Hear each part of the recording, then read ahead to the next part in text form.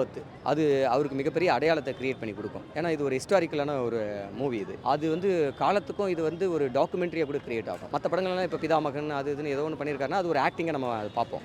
அதில் அவரை பாராட்டி நம்ம இது பண்ணியிருப்போம். இது வந்து ஒரு ரியல் ஸ்டோரியாகவே இன்றைக்கி இருக்கிற ஜென்ரேஷன்ஸுக்கு தலித் அரசியலை சொல்லக்கூடிய ரஞ்சித் அந்த பல பழைய கதைகளெல்லாம் கொண்டு வந்து இவங்க மனசில் நிறுத்தணும்னு நினைக்கிறாருல, அந்த 2K கிட்ஸுக்கு இவங்கெல்லாம் வந்து ரியல் ஸ்டோரியாகவே விக்ரம் வந்து காலத்துக்கும் தெரிவார். தங்களான அரசியல் என்னன்றதான் மூடி மறைக்கப்பட்ட ரியல் ஸ்டோரியை எடுத்து சொல்லியிருக்கு, புரிஞ்சிக்கோ அப்படின்னு. அப்புறம் தலித்துகளாக இருக்கிறவங்களுக்கு ரஞ்சித் என்ன சொல்கிறாரு, உன் வரலாறை புரிஞ்சுக்கிட்டு இதுதான் நடந்துச்சு பிரிட்டிஷ் பீரியடில், உன் நிலம் எப்படி பறிக்கப்பட்டுச்சு, மற்றவங்க வந்து எப்படி களவாடினாங்க, அந்த நிலத்தை நீ எப்படி மீட்டெடுக்கணும் அப்படின்றது தான் சொல்கிறது.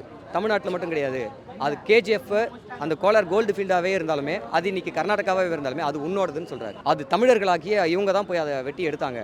அவங்களுக்கான இன்றைக்கி வரைக்கும் கூட ரியல் லைஃப்பில் பார்த்தீங்கன்னா 2004 என்ன மைன்ஸ் மூடினது. அந்த இன்றைக்கும் அங்கே இருக்கிற மக்கள், என்னோட மாமக்கள் எல்லாம் அங்கே இருக்கிறாங்க, அத்தை குடும்பங்களாக இருக்கிறாங்க. அவங்களுக்கு இன்றைக்கி எந்த செட்டில்மெண்ட்டும் இப்போ பண்ணல கவர்மெண்ட்.